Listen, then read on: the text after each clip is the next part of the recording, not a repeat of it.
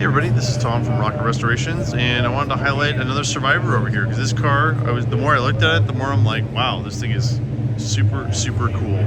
So this gentleman over here, he bought this thing recently, so it was bought new in Maryland, still has the Fort Meade stickers on it. Greater Baltimore Medical Center. The original owner was a doctor in the military, and he ordered up a really cool car. So what's kind of interesting is, one thing I can always tell with this is when it went to California, so it has a Larry's dealer badge on the back, which I'm sure was the dealership in Maryland. But so see the plates, they are blue plates. So of course there's the famous black California plates. Those were from 62 to 69-ish. And the blue plates came out about halfway through 1969, which is right when the 70 model year came out. But I can tell it's M. I don't have the years memorized on this, but I believe that's like 73, 74. So it was pretty early in its life when it went out there. And apparently the guy thought it had a clutch issue. So he moved to California in 75, drove it for 2 years, and then parked it in a garage, and it really preserved this thing. It's got about 70,000 miles on it. And this thing is just loaded. Still has the original exhaust on it. The more I look at this thing, the more I'm just impressed. It's absolutely loaded. It has the vinyl side molding on it, which I'm not a super big fan of, but a lot of other people like that. 14-inch rallies, E7014s, flip-top gas cap, AM, FM, power windows. But what really makes this one unusual is the pistol grip sticking out of the floor. So it's a 340 convertible with air conditioning. That's what makes this thing so rare. You just don't see very many stick AC cars, especially in a convertible. There's tons of documentation for this thing too. So fender tag, actually kind of surprised it's not a 2-tag car. It's really close. So E55 is 340 engine, D21 is 4-speed, JH27. So what's interesting is the 340 Challenger was not an RT. For whatever reason, when they did the ordering and everything for 70, you could not get an RT with a 340 and a Challenger. So they came up with what's called the 340 package, which is A66 on the tag up there. I'll get to that in a second. But so it's JH27, so it's not an RT. J is Challenger, H is high trim, which was the base Challenger. S would be RT. 27 is convertible. HOB, 340 is the H, 0 is the year, 1970, B is the plant, Hamtramck, and then the last 6 sequence of the VIN. Next line, EF8, dark green paint, which, like, I know a lot of people don't like greens. I actually really like this green. It almost like glows in the dark. It has so much gold metallic in it.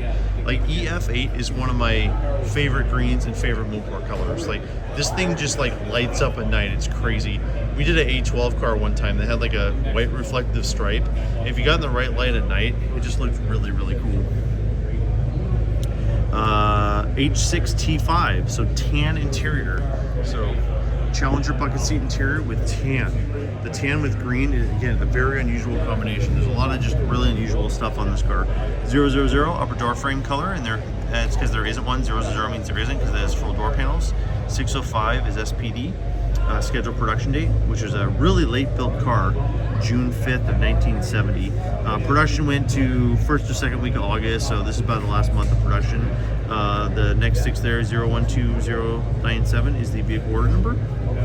It was the internal Chrysler order number for the car. V3X is black convertible top. Yep, black top. A01 is light package. Got you a bunch of cool stuff, a bunch of lights in the car. A62 is rally dash. Again, a nice option on these, having the 150 speedo on the tack. A66 is a 340 Challenger package. So that got you, all the fun 340 stuff. Got you a bulge hood, because normally you wouldn't get a bulge hood on a non-RT, but you got that with the 340 package. There's a bunch of other stuff that came with it too. 20s, big radiator, a bunch of other stuff. Actually, maybe that was just CUDA. I think that was just on CUDA, the 340 radiator, but A66 got you a bunch of cool stuff. C16 is console, C55 is buckets. Sorry, I couldn't read that. Getting some light on here, makes it easier to see. So C62 is actually 6-way seat. I think I messed that up in one of my other decodes today. Really cool option, especially for a tall guy like me. Gives you a lot of adjustment on the seat. They can go any which way. G36 is dual painted racing mirrors, right there. H51 is AC, J54 is the bulge hood. N41 is dual exhaust, N42 is dual exhaust with tips. N85 is tack. P31 is power windows. Again, really cool option on a convertible. It's nice now having to roll down all the windows. P37 is top, power top. R35 is AM FM stereo. V5X is vinyl side molding. Can't read that other code there. And then 26, and then EN1 for enter codes. I don't think there's any more codes there, just I can't see it. So absolutely loaded out car. Still original paint on the motor.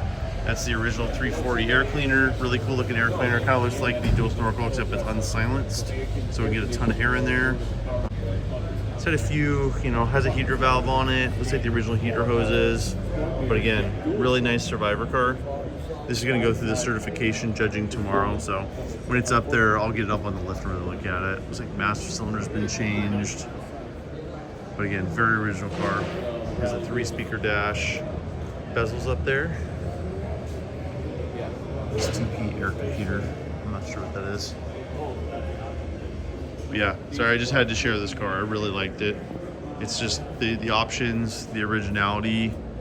It's green with tan interior. There's just a ton going on with this car. I really, really like it. Other than the top had a little rip there, like this thing is just super nice driver. Interesting, no wheel lid moldings. That's interesting. I would think this thing had wheel lid moldings. I'll have to look at the broadcast sheet. Here's the broadcast sheet. I'm not gonna decode this. There's only so many hours in the day, but 323 open. I guess that's one option's missing, no sugar.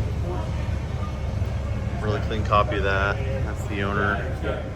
A couple rips in the interior, but man, this thing is just so honest. Dress up on the pedals. I believe that was extra cost option. AC control, dash. What a cool car. This kind of stuff when you go to MCACN you see.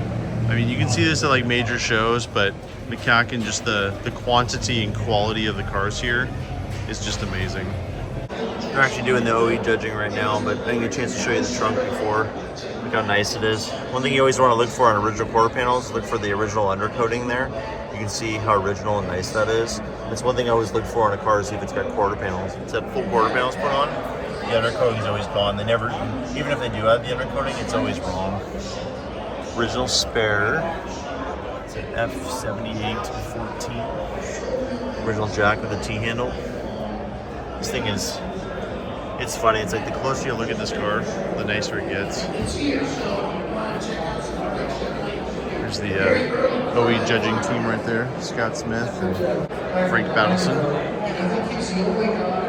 I got a chance to see it with the carb off. Alright, well I hope you enjoyed this Survivor 1970 Dodge Challenger convertible, 340 4-speed AC car.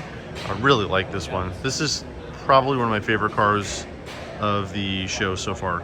I mean, Bill's 1970 Sport Fury GT takes the cake because I'm a C-body Fury guy, but this one is a really cool car. I really, really like this car. So, yep, this is Tom from Rocket Restorations. Appreciate everybody watching. I'm from MCACN 2024, and we'll talk to you soon.